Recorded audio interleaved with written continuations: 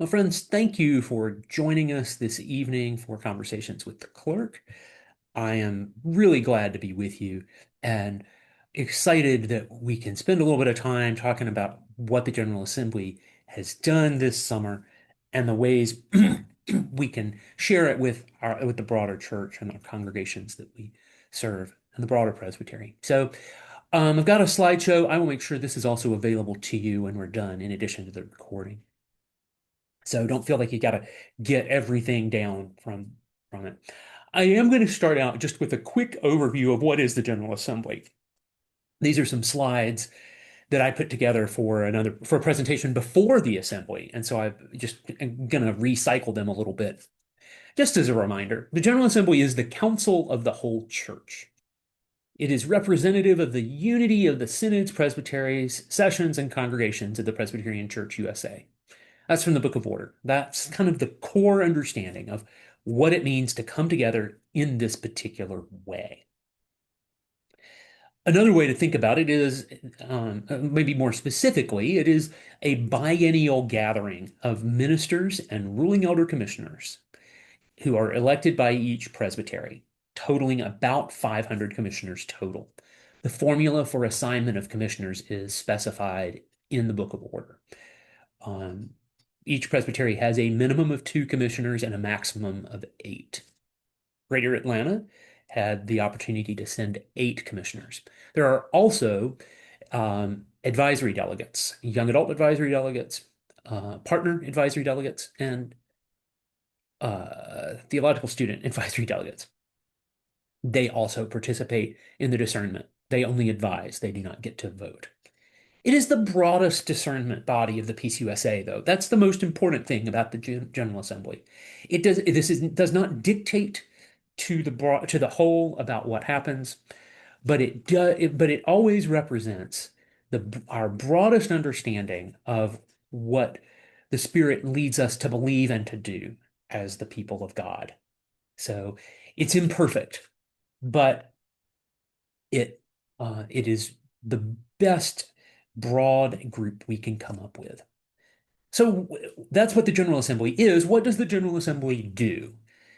And I think we get really focused on the work, the items of business, and the words that come out. But when the assembly comes together, the assembly gathers for worship, prayer, and discernment. These 3 pieces are integral aspects of what the assembly does in its time together. Um, this year's assembly meeting looks like this. It started out with 3 days of online committee meetings on Zoom. So, Betsy, we feel your pain as you talk about spending the day on Zoom because folks did 3 days of that with with assembly meetings. There were a couple of days for travel. Then commissioners and advisory delegates and other participants gathered for a community day so the committee meetings started on Monday on those 3 days and then 2 days for travel.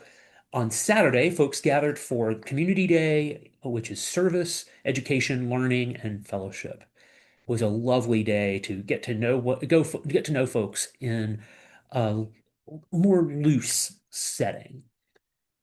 There was worship daily during the assembly meetings. I believe, yeah.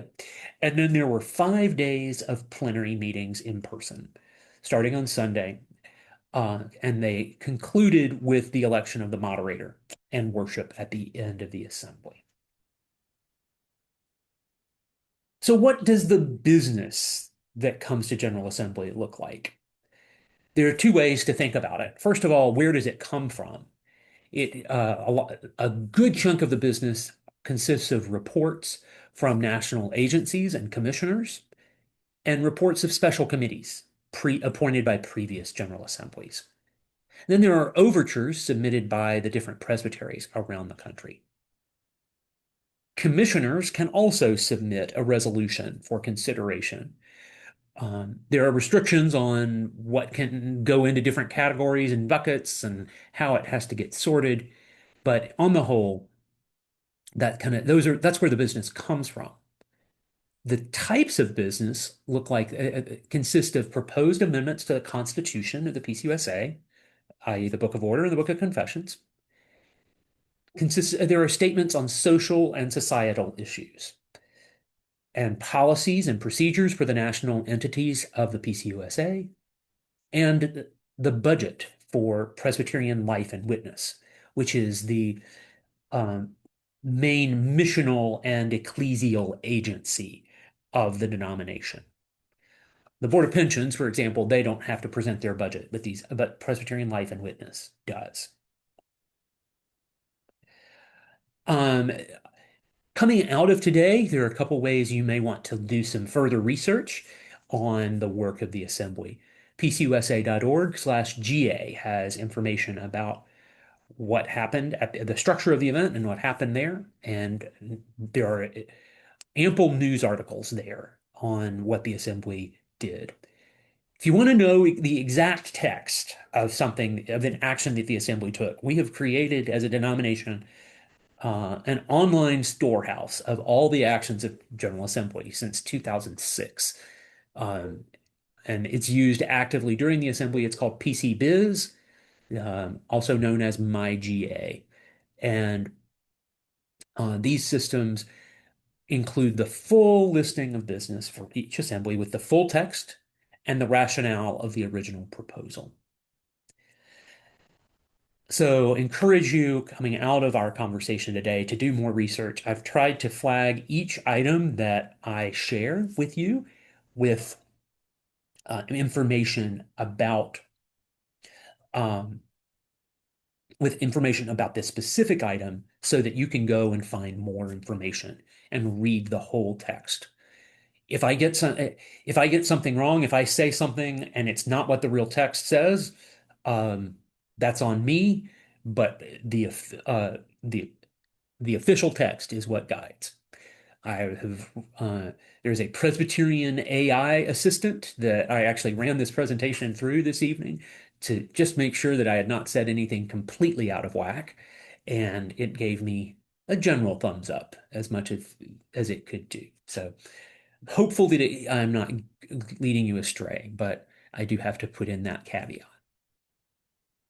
Any questions before we continue about the General Assembly itself?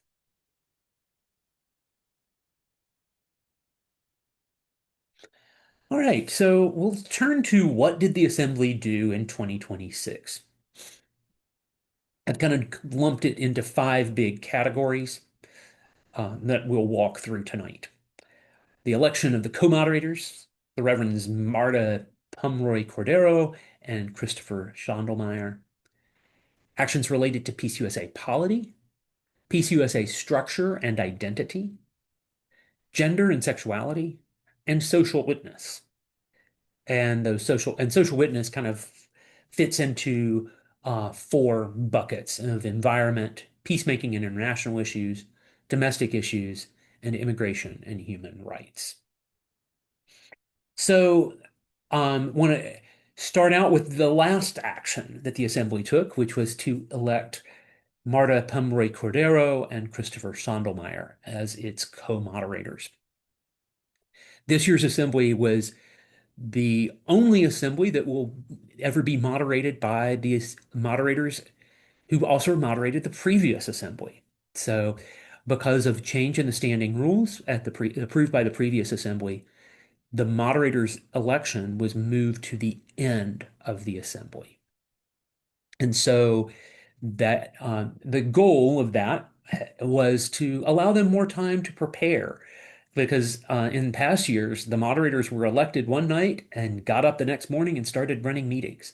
It was pretty wild. So this is a big shift, and I think it will be a good one. So we saw this year that the moderators were able to be pretty well prepared for their work. They had taken a good bit of time throughout the committee process to track the business and understand their role in moving it through. So it'll be great to see Marta and Chris in leadership in 2 years' time. So they will actually moderate the 228th General Assembly. And yes, they are properly titled the co-moderators of the 227th Assembly. So So I want to talk a little bit about the actions related to PCUSA polity. Um, and I am explicitly leaving out everything related to constitutional amendments tonight. We're going to have a separate session about that because that's its own beast. It takes its own amount of time, and the final text of all of those and processes for all of those have not yet been released. So mark your calendars, come back on October 20th for our conversations with the clerk. And that one is at noon on Tuesday, October 20th. We'd love to have you back for that.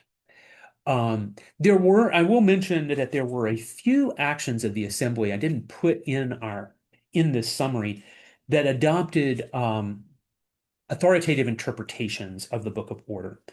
But there were none of those that really they were pretty all relatively I don't want to say minor, but they related to very specific areas of the church's life in things like approval of leases in a congregation, the timing of ordination and installation of ministers, worshiping communities, which does impact this presbytery. But I'm working with the New Church Development Commission to understand that, and some other things related to CREs and administrative review. So those are the constitutional interpretation pieces that were approved. Those do not require, they're called authoritative interpretations. They do not require presbytery approval.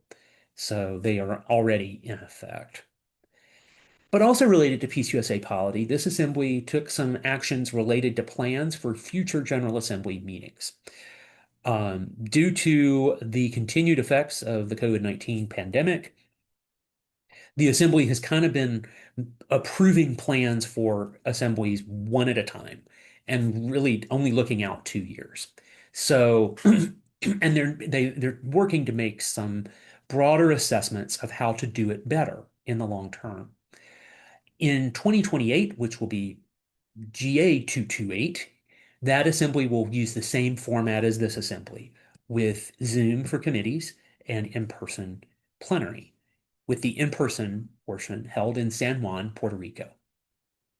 I know there's a lot of people who are excited about that, already looking for dates and marking their calendars and saying, when can I apply? Because I want to go to Puerto Rico.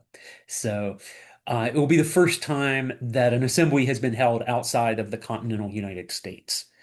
But our Presbyterian siblings in Puerto Rico are super excited to host in 2028. In 2030, for GA 229 and beyond, this assembly also adopted a plan that these are fully in-person assemblies. So beginning in 2030, the assembly will move back to a full in-person gathering. In other actions, this assembly adopted a requirement to add multilingual participation options. Also, kind of related to polity are questions, are ecumenical dialogues. So this assembly took two actions related to beginning and continuing dialogue with other denominations, particularly the Episcopal Church and the Disciples of Christ. With the Episcopal Church, it's a movement toward mutual recognition of ministers. And with the Disciples of Christ, it is a full communion conversation. So those will be interesting to see where they come. That will take a number of years. I think this will be the, I want to say, fourth round of Episcopal dialogue.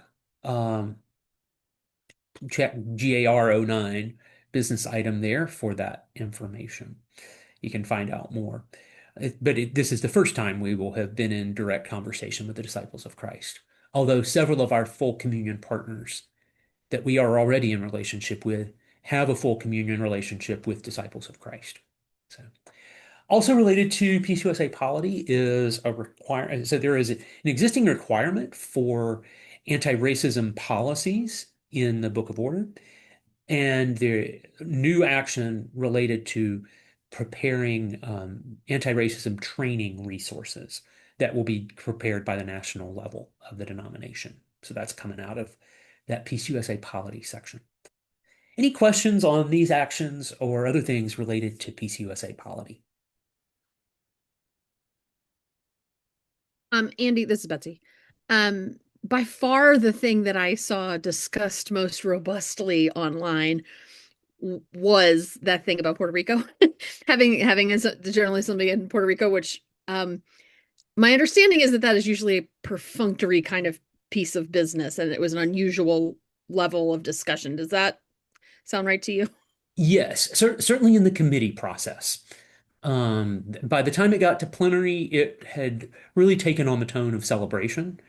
But the committee process was it was really one of the harder conversations of the assembly. Unfortunately, as folks really were asking a lot of people began asking questions that I, that perhaps could be considered fair, but when you pile on with 20 and 30 questions about things that are relatively disconnected from the realities of the experience of folks attending the assembly and the discernment process of the assembly. It is not, it was clear that there were other factors in that conversation, particularly expressions of racism and in that. So it was troubling to watch, for sure. But I was grateful that the tone shifted between committee and plenary to one largely of celebration.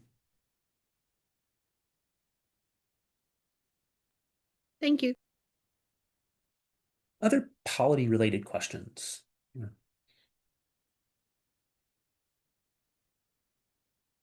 So in our next section, we were talking about uh, actions related to PCUSA structure and identity. I've got two slides on this, so I don't think you've seen them all when you see these five. Um, Kind of one that bridges the gap between polity and structure and identity is a proposed new confession that was drafted prior to this assembly. It was not approved, but rather referred to a committee for additional work. That committee may bring it for action by presbyteries in 2 years' time, or they may not they may choose not to do that. So, but that process is continuing. It is not over and done with, and they will be leading the church in some study and conversation about that. Um, One of the things I mentioned earlier that General Assembly always does is approve the budget for the national church for the Presbyterian Life and Witness and the other corporate and core ecclesial and missional functions. Um, Pretty much the big things uh, housed in Louisville. So the budget in 2027 is $90.5 million with a per capita rate for General Assembly of $13.04 and $97.9 million with a $12.72 per capita in 2028. And yes, all of those numbers are correct. Per capita is higher in 2027, even though the budget is higher in 2028. And it's all because of the way they do the math and the way that expenses get factored out. So, um, I will note that that is a substantial increase in the GA per capita. I believe it's at least $2. So um, it was very interesting to see where that was coming from. Uh, I will also note that this does not include the additional cost of an in-person assembly, fully in-person assembly. That will be factored in 2029 and 2030. So there will be a baseline jump already in 2029 that is not really shown in these numbers. So one of the things that the General Assembly does is to affirm some various national leaders. There are three agency heads who received confirmation: Bridget Green as the president of Presbyterian Publishing, Ian Hall as president of The Presbyterian Church USA A Corporation, which is the corporate entity that houses all of the operational functions and pays all the bills and makes sure that all the employees get paid uh, at the in Presbyterian Life and Witness. And then Kristen Carter Holloway, who is the new president of the Board of Pensions. The Assembly also created a Korean American Ministry Roundtable, which is essentially a special committee to look at expressions of Korean American ministry in this season and explore ways to do that that are speaking more to the current realities of that context. In a similar light, there was a item related to African American ecclesial repair, and that was referred to Presbyterian Life and Witness to do some work on that, to explore ways to build up the work of our broader church in supporting our African American congregations. Also, in all of this related to PCUSA structure and identity, there was the Assembly adopted a new document called the Organization for Mission. It's an updated document, but it's pretty new in its wording and structure that sets out the organization and structures of the national level, particularly Presbyterian Life and Witness. So, how does all of that work? How do the committees that run that get shaped and formed and elected, and how do they relate to staff? And shows kind of how the General Assembly functions between General Assemblies. The standing rules of the General Assembly tell how the meeting happens and all of the pieces that lead into the meeting. And the Organization for Mission talks about how the national church functions outside of the General Assembly. Um, the Assembly this year also reaffirmed the Matthew 25 commitment and kind of that has slid down the priority list a little bit. And I think they asked that it be raised back up along the way. The single largest amount of time in plenary was spent on RIW-01, which is an action related to a review of the restructuring of World Mission. This is appointing a special administrative commission of the General Assembly to work for the next 4 years to assess how those changes were implemented to help the church as we move to more locally based partnerships, so congregations engaging in mission around the world, and to make sure that designated funds related to world mission are maintained properly. So, as with any creation of an administrative commission, I have summarized this in 3 bullet points, and it's actually probably a page and a half long.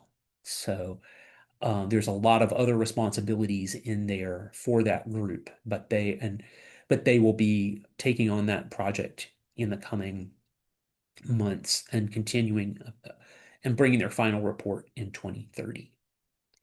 Related to that as well, though, in our structure and identity is to do some work to say what is our understanding of mission as we go into the second third of the 21st century. How do we move into this season of a new understanding of what it means to be the church in relationship with the church around the world and with others who are doing God's mission in other ways? So there's a group that has been appointed to craft that new missiological statement for the church, which will guide the work going forward. So those are my summary of actions related to PCUSA structure and identity. Any questions on these?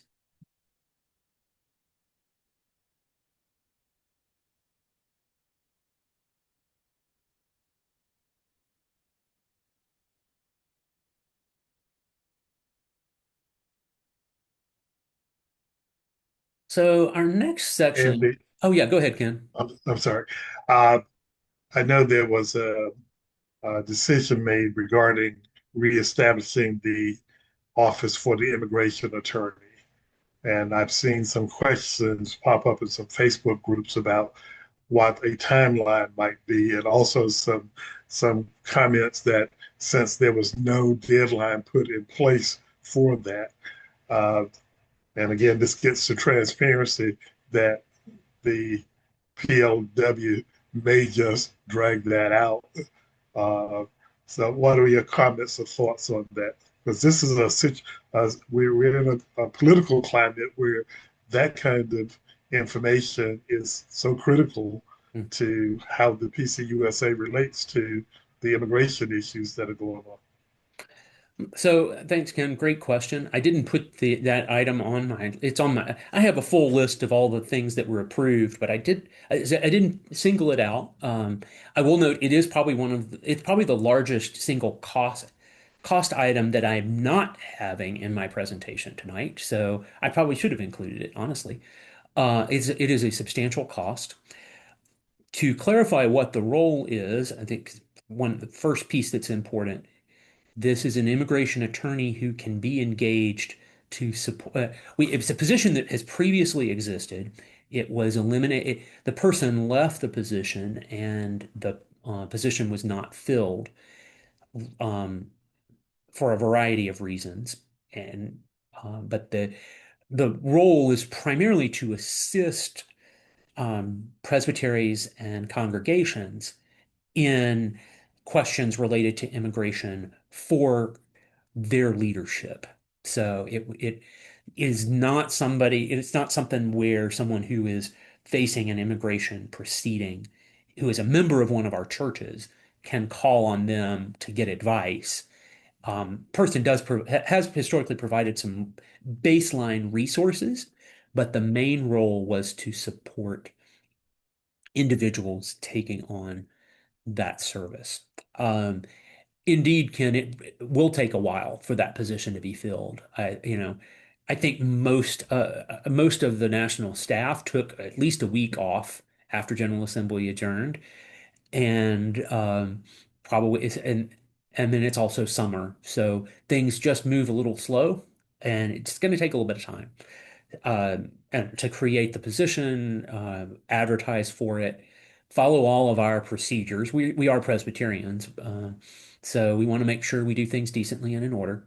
So um, that's and we are especially that way when it comes to employment at the national level. So it's going to take a little bit of time. My guess is the position will be posted in the next month or two, and then you know, I have no inside information. I just know how processes work, and have watched it before. My guess is somebody probably will start around the first of the year. That's kind of that's been my experience. So we can, from the concept to reality is probably 6 months, pretty normal. Does that line up with yours? Ken and I were both That on national boards at the same time, so yeah, I'm thinking that's probably going to be true, unless something comes up that says we've got to do a little more work and try to put together a committee to do the job description that will fit what the needs are, and the study committee that puts together all right, those kinds of things. But that's for going to be sure. seen as a delay tactic by those people who were pushing this. But I hope they get a reasonable uh, timeline together to make this happen. Yeah, yeah, Thank you, Andy. great. Other questions on structure and identity actions?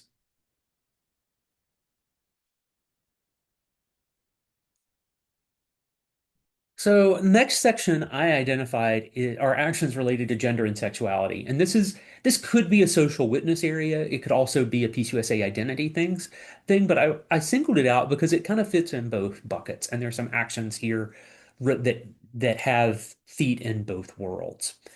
Um, the first action taken by this committee, item number one, there was a committee that was related solely to these issues, and they brought recommendations in all these areas. So the Assembly approved an affirmation of gender affirming healthcare and did not put an age restriction on that. And the exact language I think is helpful in on that item to note that all individuals shall have access to all medically necessary, evidence-based, gender-affirming health care. And as I'm going back over my notes, I see that number is wrong on your screen. It is GEN-02. I will get that updated in the final copy that I make available to folks. My apologies. Um, the Assembly also approved an action to add a question to position postings to the um, MDP, Ministry Discernment Profile, for those of you who get into the acronyms and alphabet soup that we have, regarding openness for LGBTQIA plus candidates in the search process for ministers. Assembly also directed the formation of a biennial gathering of queer Presbyterians and the creation of a self-audit tool for assessment of congregational welcome. But kind of the largest piece of this action related to gender and sexuality was the creation of a process to develop a frame and a direction to develop a framework and resources around matters of sexuality, gender, relationships, and family. A lot of our policy statements that we lean on from previous General Assemblies don't fully line up with where our Book of Order is now on ordination questions and on broader participation in the life of the church. So the hope is that this framework and these resources will give us some additional help in thinking theologically and practically on these questions as a church, as we witness in the world. Any questions on these actions related to gender and sexuality? Andy, on the questions that will go on MDP, that's going to be voluntary for congregations. Is that That's right? correct. Yes, that it is Okay. a voluntary Yeah. question. Well, I can foresee congregations that are sincere and affirming, putting that out there, and the congregations that just simply don't want to deal with it, not saying anything, which then leads to a candidate uh, misreading a congregation's full scope of discernment in this area. Yeah. Um, This that conversation took a surprising amount of time in plenary. mhm. Probably I don't have any notes on it, but my guess my memory is somewhere, you would expect it to be a maybe 15, 20-minute conversation. I think it was more like 45. So Yeah. And then the business about ministers and polyamory and whatnot. I was surprised that that came up, and mhm. so I know there are people who are watching to see where that's going. I think that got rolled into Gen 07 perhaps, and It's Gen referred. it's into Gen '09. So Oh, there nine. was a Okay. proposed constitutional action. I can't really Mm-hmm. even say that it wasn't an amendment properly. It wasn't an authoritative interpretation properly. It was rolled into Gen '09 to Okay. relate to address questions of um, what are the appropriate sexual relationships for those who serve in ordered ministries of the church. So I expect that that will be part of that framework and those resources that emerge from the And I think that's studies. going to the advisory uh, committee on social witness policy, I believe that's correct, Ken. So which I've just been elected to. yes. So prepare yourself, Ken. Phew. I have my last slide is actually celebrating those from our presbytery who have been elected to committees. So we'll get to that in a minute. Any other questions on gender and sexuality actions? All right. So um, I mentioned that there are these buckets of actions related to social witness. And the first of those categories is the environment. The Assembly has had a long conversation over the years about particularly fossil fuels. Um, I witnessed in 2014, 2016, and 2018 extensive debate and discussion on this. And if I am not mistaken, at this assembly, every action related to the CLJ committee, uh, the Climate and Environmental Justice Committee, was on the consent agenda, which means that it came with almost unanimous approval from the committee. It was wild to see how this has shifted over the years in the church. So there are three kind of core actions to be aware of related to social witness around the environment. First of all, a new policy statement on fossil fuels, which is helpful in guiding the church in its work around these questions in the environment. And then an affirmation of continued engagement toward divestment from fossil fuels, including a statement by 2030 that we should divest from any company that gets 50% of its business from fossil fuels. And a specific divestment now from two particular energy companies who have ceased engaging with us around these questions, being ConocoPhillips and Duke Energy. Um, so the thing to note about divestment in general, which I'll mention a little bit more in a minute, but our process about divestment is that we don't just pull our money. We start our conversation with, it's really about corporate engagement. So we seek to engage the companies that we have concerns about before we just pull our money from their stocks. So we use our investments in those as what we need to file shareholder resolutions, to seek conversations with leadership in the company. And if at some point they don't change their practices or they walk away from those conversations, then the um, recommendation comes for divestment.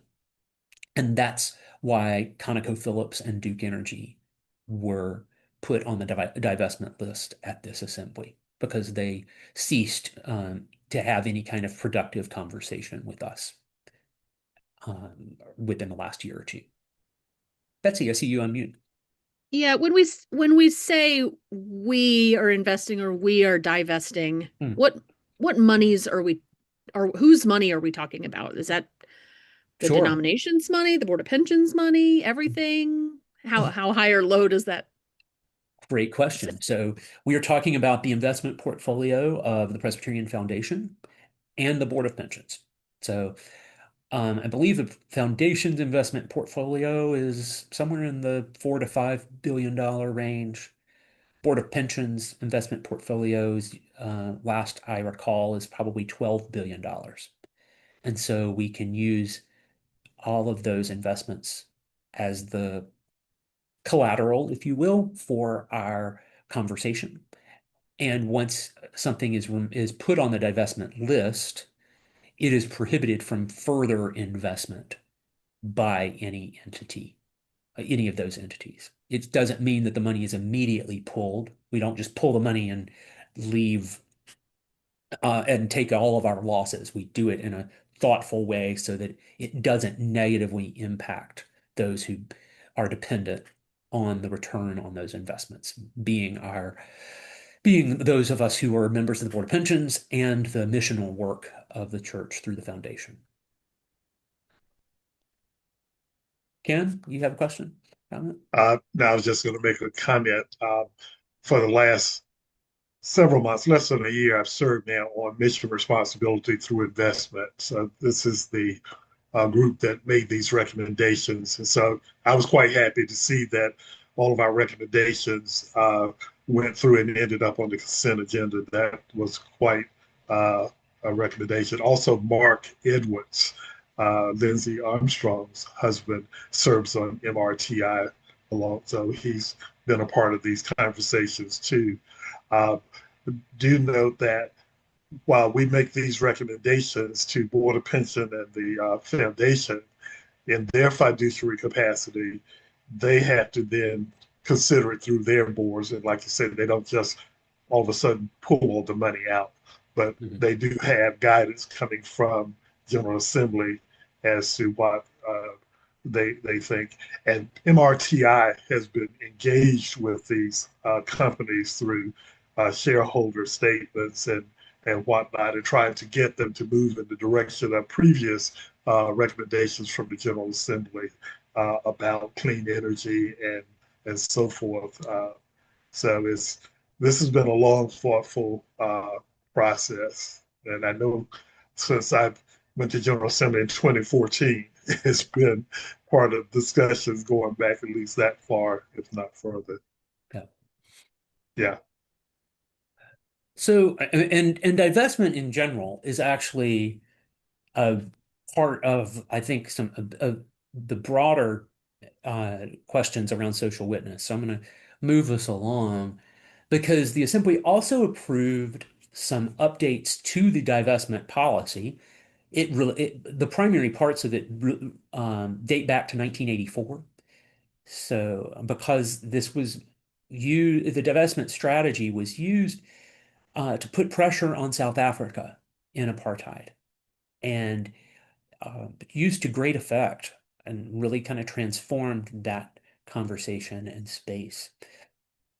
So the Assembly approved some updates to the divestment policy, not major updates, really kind of largely reaffirming that this has been a strategy that, while it hasn't resulted in everything we've asked for, we have seen corporations make significant changes in areas that matter to us as people of faith based on these conversations. There are also updates to the screening of military-related investments. So military investments are explicitly prohibited. A company that makes its profits from military has to be screened at a certain level. And so we clarified that screening process at this assembly, which resulted in immediate divestment from two additional companies, that being GE Aerospace and Palantir Technologies. They did not meet the requirements previously, but they do now. So, Ken, have I gotten anything wrong in my comments on divestment? I know you can't speak for the no, whole of no, MRTI, but you might have a not, little more knowledge than I do. no, not at all. Yes, GE Aerospace and Palatine, and I would mention that again, going back to 2014 when BDS was one of the key uh, policies that was being considered. Uh, Hewlett Packard and who else was it? Was another Caterpillar company. was another big one. Caterpillar Yeah. were two companies that, because they were supplying parts that were going into equipment that was being used by Israel against Palestine. So they were being monitored and those recommendations. So that's the kind of process that continues to take place as we look at companies who are engaged in creating weapons or participating in the creation of technology that goes into the weapon. Mhm. So other kind of peacemaking and international issues related actions. The Assembly authorized a study of what might be involved in potential and of in some strategies for repair and repentance uh, related to what the church did in establishing Liberia and setting up the American Colonization Society back nearly 200 years ago. So that it is only a study at this point, but expect to see some further conversation about what that might look like for the church to continue its repentance in this regard. I didn't put it on this list, but there's also related items, continued affirmation or against the doctrine of discovery, which is a related understanding about colonization. So yeah, Ken. I don't want to dominate this, but I do want to mention with this one, uh, being from North Carolina, I had already looked into the frozen. Can you hear me? Because I think my screen is frozen. There Oh, you okay. now you're Looks back. like it's moving. I looked into this and looked at the contributions that were made by Presbyterian churches in North Carolina to the American Colonization Society, and I sent that list to Jermaine Ross Allen as he in his office spearheads this work with Liberia. But yeah, we Presbyterian Church was definitely involved in, and like I said, I only sent the list from North Carolina Hmm. that was available and the amounts of money that were contributed by churches, congregations to this organization. Hmm. Yeah. Um, as you might expect in peacemaking and international issues, there was extensive conversation about Israel and Palestine. Uh, RIW 04 was an overture that the Presbytery of Greater Atlanta concurred with, so I want to highlight that one for you. It called for the assembly, which it did, to call the government of Israel's war in Gaza, perpetrated with U.S. support against the Palestinian people, a genocide. Um, there was a powerful statement made by one of our ministers in this presbytery, Fahed Abu Akel, who is a former moderator of the General Assembly himself, telling his own story related to displacement in Palestine during his childhood. And this was uh, questions around Israel and Palestine are divisive all around us and in the assembly and in society.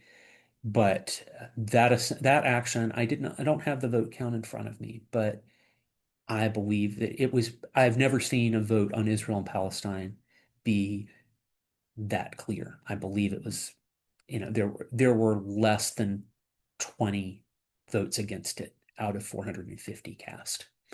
So um, it was a powerful moment to see the assembly bear witness to that and to hear our brother Fahed share his story. And in so doing, he was surrounded by the other moderators, former moderators of the General Assembly. They stood together to support him in that conversation. The Assembly also approved an affirmation of Kairos Palestine II, which is a statement written in Palestine focused on the experiences of Palestinian Christians in this time. I don't know much about Kairos Palestine II. I may have misspoken. I shouldn't have even said what I said, actually. But I believe but Kairos Palestine is work that happens with, I believe, with a Christian perspective in the Holy Land. And the assembly also took an action to formally grieve the destruction brought during the Jeju April 3rd tragedy in Korea that was a part of, it was the largest um, loss of life in Korea outside of the Korean War. Any questions on these items?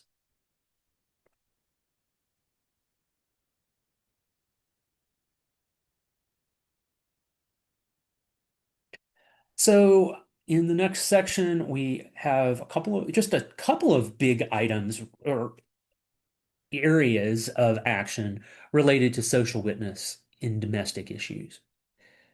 First of all, there were two actions related to statements against Christian nationalism. One of them actually will be coming under the Book of Order amendments to put some new language in the Book of Order to make it very clear that it is not the church's place to advocate for any particular national identity.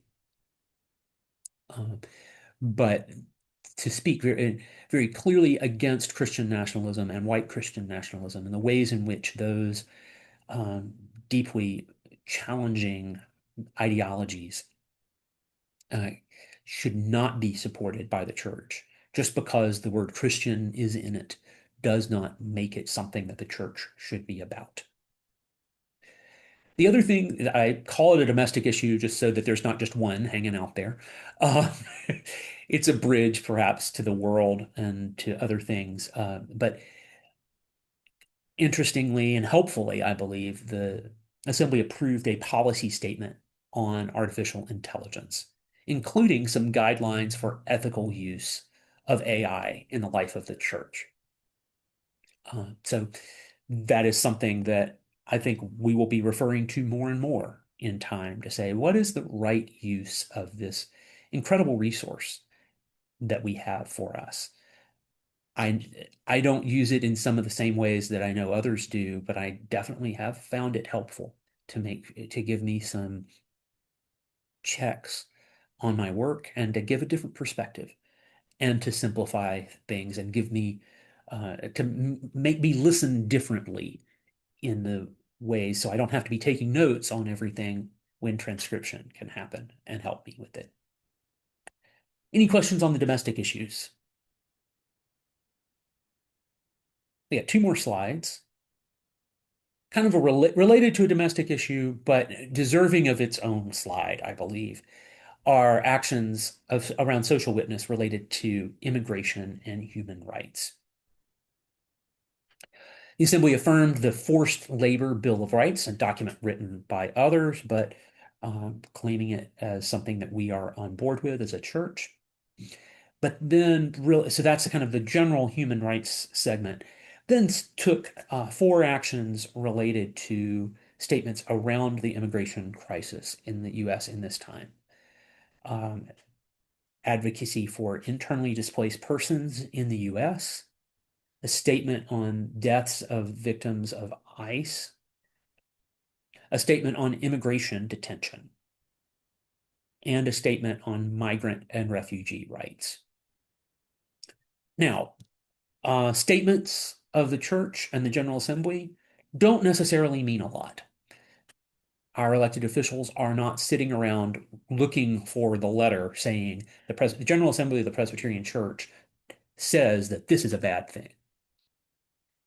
But what this does, these statements and all the statements I've mentioned tonight help our national staff and all of us throughout the church to understand a thoughtful perspective on what some have come to understand through this broad discernment process um, across, and then represent that into the political system. So we have staff in New York at the United Nations and in Washington, D.C., who can step in and comment to government officials and say the church is about something different and put that word forward. And when we have a General Assembly statement, we can say that the Presbyterian Church has said this, and we can do better in these areas. Any questions on these actions?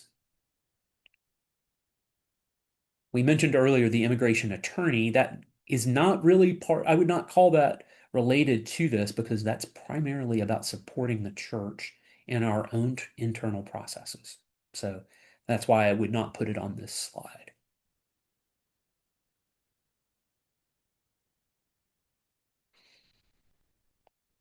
I want to close by taking just a moment to pop up this slide with the people. I didn't give a count here, but it's a good chunk of folks who have been approved or confirmed or affirmed, or their names were before the assembly in one way or another. And I might have missed one or two. There are people certainly who are already serving on General Assembly level entities. Ken's mentioned his service on the Mission Responsibility through Investment Committee, and Mark Douglas, who is also on that same committee. But these are the people who were specifically elected to General Assembly level service by this General Assembly. So we have folks on the New Covenant Trust Company board, the Columbia Seminary board. One of the president of McCormick Theological Seminary in Chicago is a minister member of this presbytery. Ken himself is on AC SWAP, as we call it, among the junkies, the Advisory Committee on Social Witness Policy, 2 members on the Mission Development Resources Committee, MRTI, Mission Responsibility Through Investment, the Presbyterian Church USA A Corporation Board. Thank you, Betsy, for sharing your mom with the National Church. Uh, the Presbyterian Foundation Board, 2 of our ministers are serving on that, or were elected to service on that. Presbyterian Publishing Corporation, Self-Development of People, and even the Ordination Exam Committee. All folks from our presbytery serving. So I want to just recognize them. We're going to put that in a newsletter article as well to congratulate them. And also, it's a great way to, if you have a question about something that one of those groups is doing, you can always reach out to them. So, are there any other questions about actions this evening? Thanks, Ken, for putting in the chat about RAW 04, 454 to 15 is the vote, just for the recording's sake.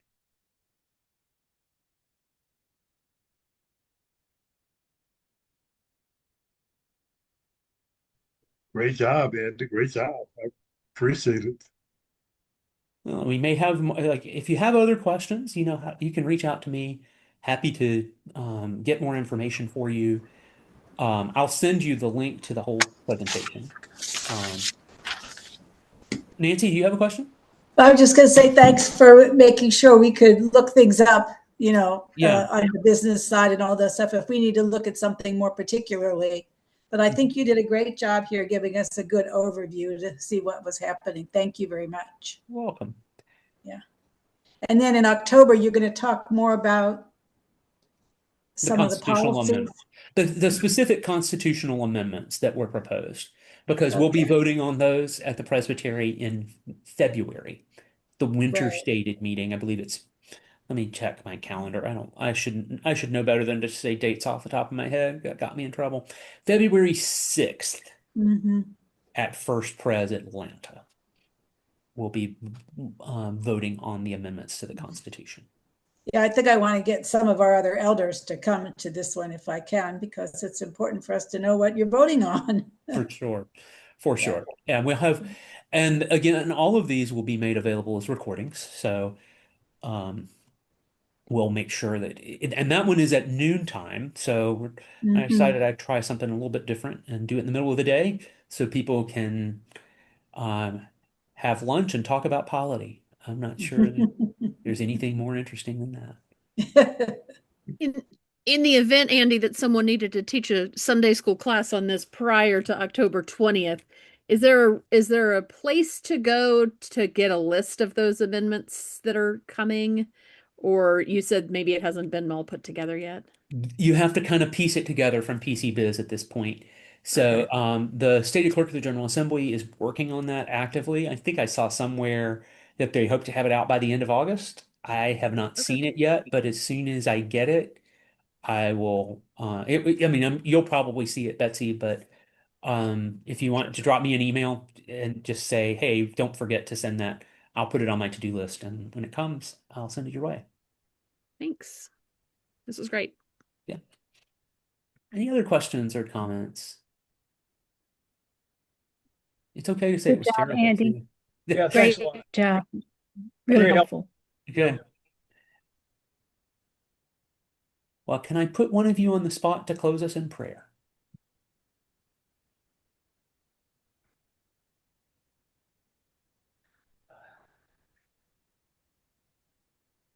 I will.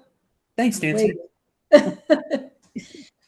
Father, we thank you for our church, for the Presbyterian Church USA. We thank you for the way you put it together these many, many years ago. We thank you that you have given us good ways to think about the scripture and to apply that to our churches, to our communities, to our world.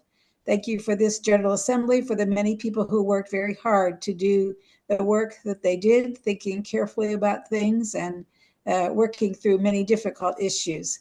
Thank you also for Andy's helpfulness to us in these couple of conversations with the clerk, that we might pick up what we probably missed because we weren't at the General Assembly. We thank you for your goodness, your mercy, and your grace to us. In Jesus' name, amen.